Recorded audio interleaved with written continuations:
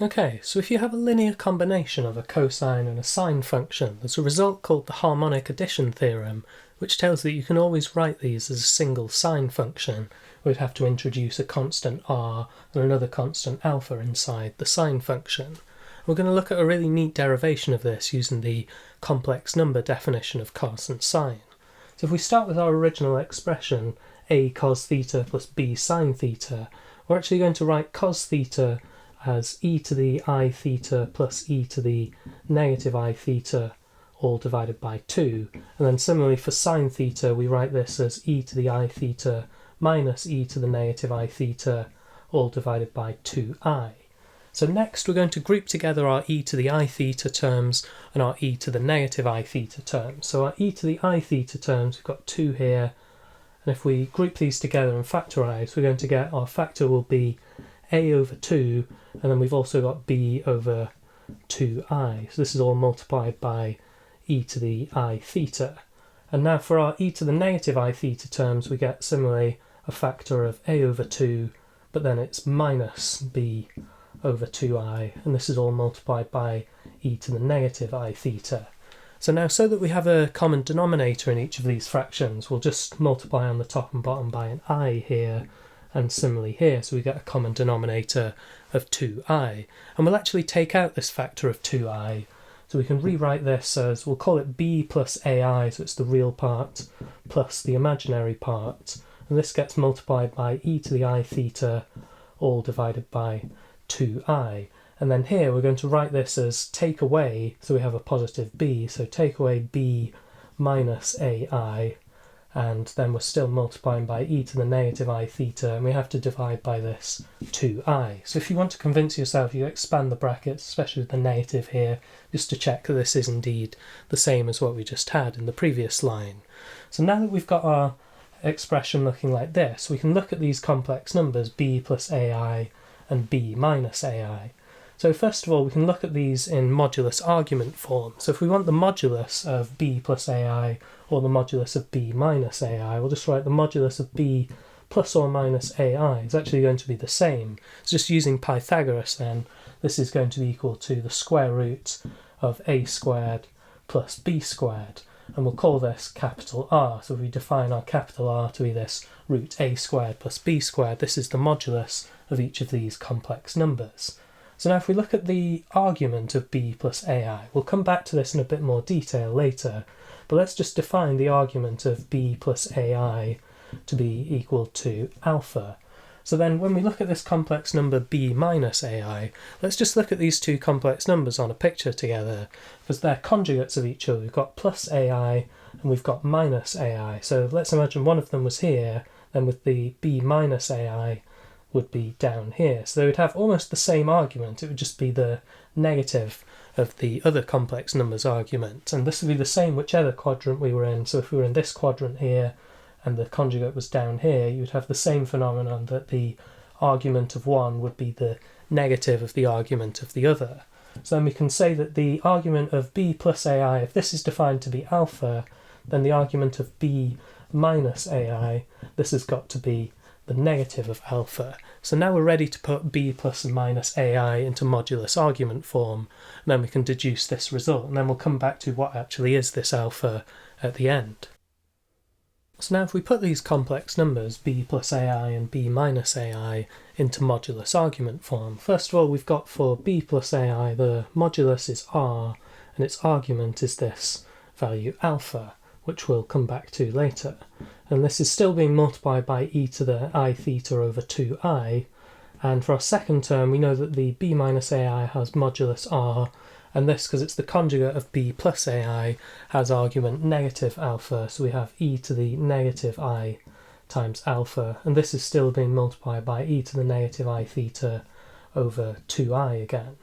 So now we can actually do a lot of factorising here to simplify this expression a lot. So yeah, we've got a common factor of r, and we've also got this common factor dividing by 2i. So if I take the r on the outside, we'll write this as a single fraction out of 2i. We've got e to the I theta times e to the I alpha. So we'll write this as e to the I, then in brackets theta plus alpha. And then similarly here, we're taking away e to the negative I times theta plus alpha for the product of e to the negative I theta and e to the negative I alpha. So now if you look at this remaining expression here, just using the complex number definition of sine, you can see that this whole expression is just sine of theta plus alpha. So then our whole expression is just r times sine of theta plus alpha, which is exactly what we were aiming for. So we've already found the value of r. We know this is root a squared plus b squared.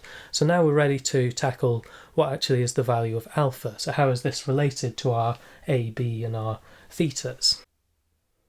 So now remember that we defined this alpha as the argument of this complex number b plus ai.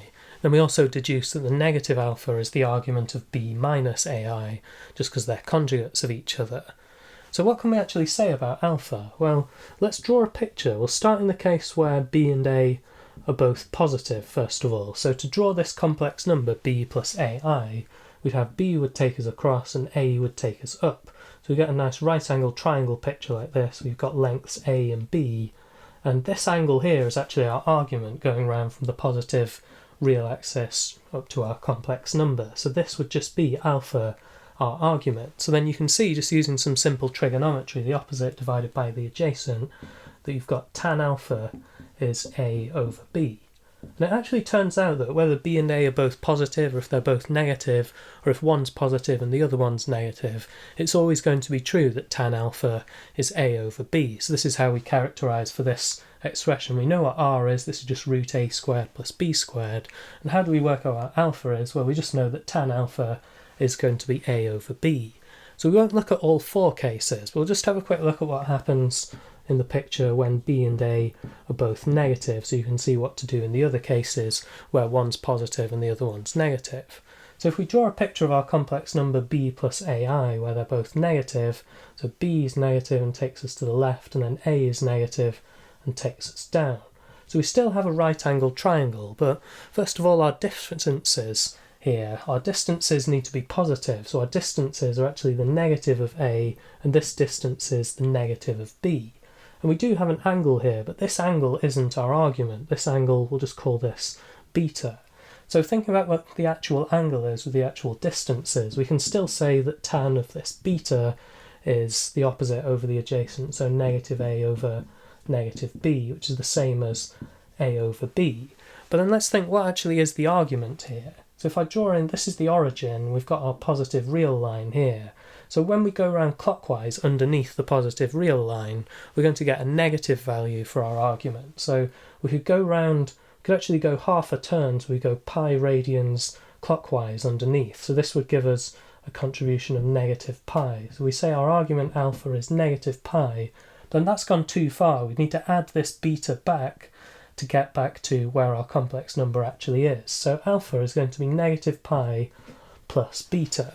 And this is really interesting now because we can say that tan alpha is going to be tan of negative pi plus beta, but then tan of negative pi plus beta is just the same as tan of beta. And here we're just using the identity that if you have tan of x, this is always going to be the same as tan of x minus pi, because the tan function is pi periodic. So if you add pi or subtract pi, you still get the same value for tan. It repeats every pi units. And we know that tan beta is just a over b. So then we have shown in this case as well that tan alpha is the same as tan beta and is still a over b. So we still have tan alpha as a over b in this case as well. So you could do something very similar if you're interested where a is positive, b is negative, or where b is positive and a is negative. Draw a similar picture and you can indeed show that tan alpha is always going to be a over b. So then we can conclude that this result holds that a cos theta plus b sine theta is r sine theta plus alpha, where r is the square root of a squared plus b squared, and alpha is determined by tan alpha is going to be a over b.